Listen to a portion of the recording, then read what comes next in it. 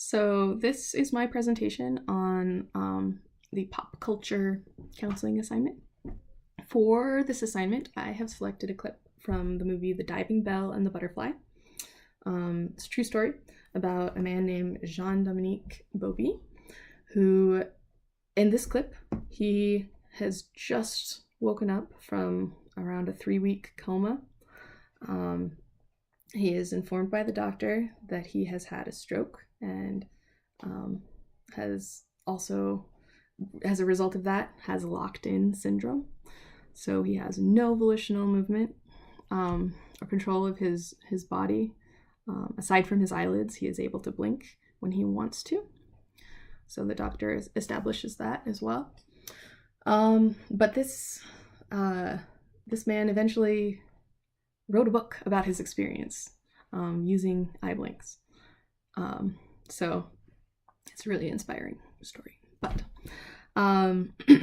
as far as the grief cycle, so the grief cycle has 5 main stages with a lot of associated emotions and overlap between them.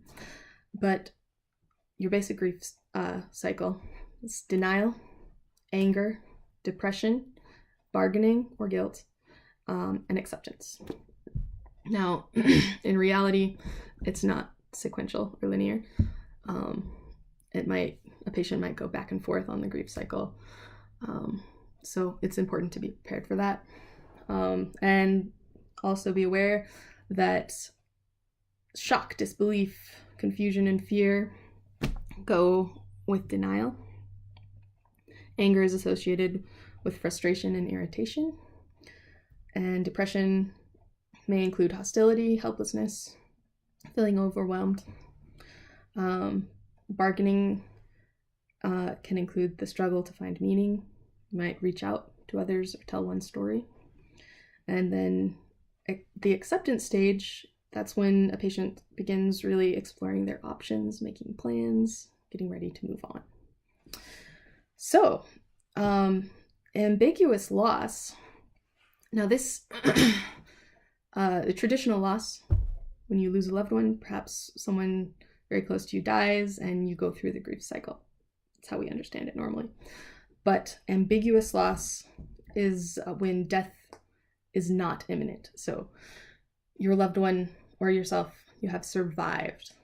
You're not about to die, at least for the time being. But there is also no guarantee that they will ever be the same as they were before whatever traumatic event caused this condition. So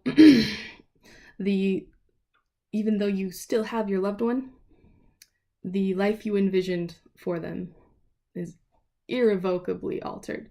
There's you won't be able to interact in the same way necessarily, or they won't be able to achieve what they had planned or what you had planned for them, if it's your child, perhaps.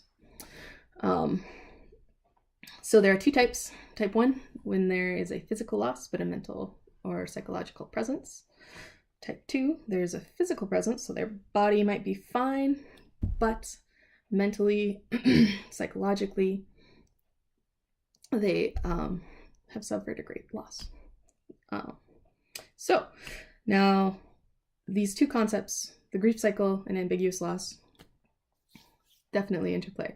Your patients might be going through the grief cycle or recycling through it due to their ambiguous loss.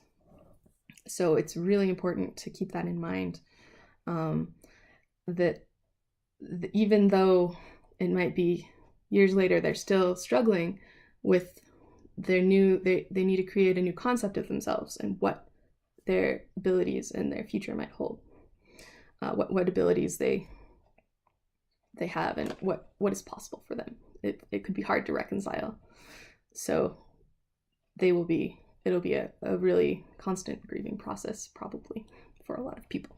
So where SLPs come in, the scope of practice of speech-language pathologists and counseling is confined to communication disorders, swallowing disorders, or the feelings that arise from those.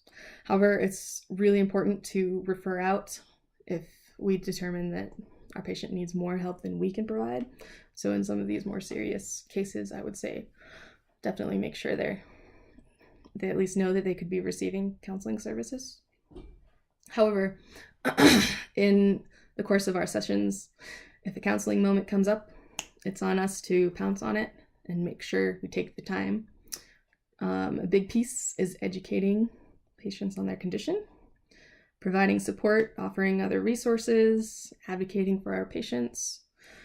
And if those negative emotions do come up, we want to validate our client's feelings, show empathy, active listening, and really just help them through this feeling, this moment. And again, refer out if need be. So in my clip, this Jean-Dominique is definitely experiencing at least 2 stages of the grief cycle due to his ambiguous loss, which in his case is type 1 ambiguous loss. He's experienced a physical loss. His body he's just trapped, basically. He cannot move it except for his eyelids.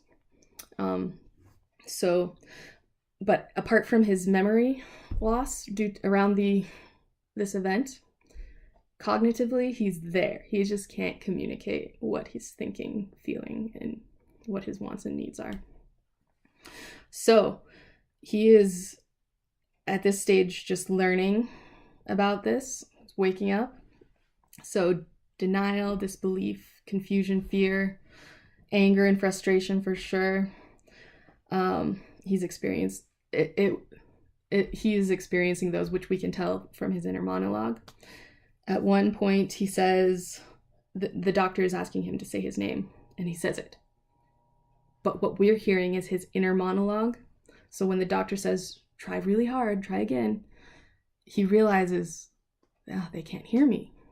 And so he says, doctor, can't you hear me? What's going on? I can't speak. They can't hear me. My God, I can't speak. What's happened to me? So yeah, a lot of confusion and frustration, fear for sure. Like I said, then towards the end of the video, he says, the doctor has walked out at this point and he's left with the orderlies. He says to himself much more calmly, I've had a stroke. My speech and memory will come back. I'll be patient. Okay, I believe you. So ostensibly he's talking to the doctor in that moment, but I don't consider that true acceptance, because it seems to be something he recognizes he needs to tell himself, coping mechanism, to be okay in this moment with what his life has become. So I thought that was pretty powerful, and obviously he was holding on to some of what the doctor was telling him, even though through his disbelief. Now, if I were his SLP and I were to enter at this stage, I would come prepared with a few AAC systems to trial, because counseling is not a one-way street. I want him to be able to participate. So I would bring an eye gaze board. However, if he couldn't track, if he was truly limited to just blinking, I would establish a yes-no system with him that we could rely upon. So then I would have perhaps a couple of emojis representing feelings that I would explain, and I would point to each one, give him time to blink as yes, I'm feeling, to indicate that yes, he is feeling that emotion or those emotions. And then I would pause, validate those feelings, and give him an opportunity to explore that more through the eye blinking system that we had agreed upon. I would also, once this had been established, I would dive into the education piece, and I would go slow, keep it simple, because when you first get these diagnoses, a lot of people, they're not able to process, they're not holding on to much of what you're saying. So I'd also leave handouts for his family to go over later with him and themselves. And again, I would pause frequently, give him lots of opportunities to say, are you understanding? I might have another board for that. What are you feeling? Like, give him opportunities to contribute, to communicate, because that's the most powerful thing for this patient at this stage, I would say. And yeah, just the main purpose of this session would be to establish rapport, make him feel comfortable opening up to me, let him know I am there to support him, and yeah, just like I said, validate his feelings, be empathetic, and let him know. Also offer him some hope that we are a team. We're going to work together with therapy, that there is hope for improvement. At least, you don't want to promise too much when you give a prognosis, but just let him know that it's not like this is totally hopeless. We can help you. So, yeah, that would be how I would approach this situation. And thank you.